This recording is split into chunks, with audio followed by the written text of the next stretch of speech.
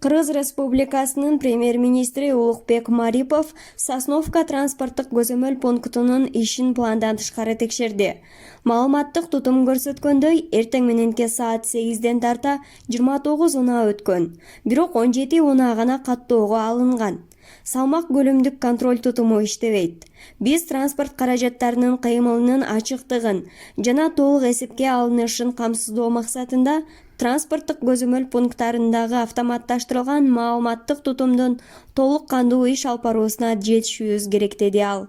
Ушул көзөмөл пунктка мен атайын айтпай келдим. Эч ким билген жок муну, биздин мына протокол эч ким билбейт. Мына эртең менен саат 8ден берки журналдагысын карасак 17 машина өтүптүр, а компьютерди карасак бир 40 машина өтүптүр да.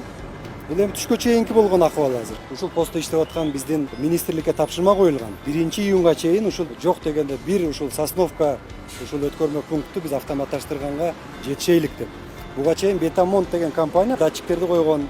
Бирок тилек каршы бизде ушул датчиктерди дагы биздин эле ушул министрликтин кээ бир ушул жердеги кызматкерлер, балким тиешеси бар датчиктер бүгүн иштебейт. 19-жылы ушул Бетамонт компаниясы ушул весе габариттик көзөмөлдөөнү жакшыртып бергенде бизге салык төлөмдөргө дагы кошумча түшө баштаган. Бул кимдир бирөөлөргө тоскоол болгон үчүн бүгүнкү күндө жакшы иштебей атат. Биз бул жерде бир чоң реформа кылышыбыз керек.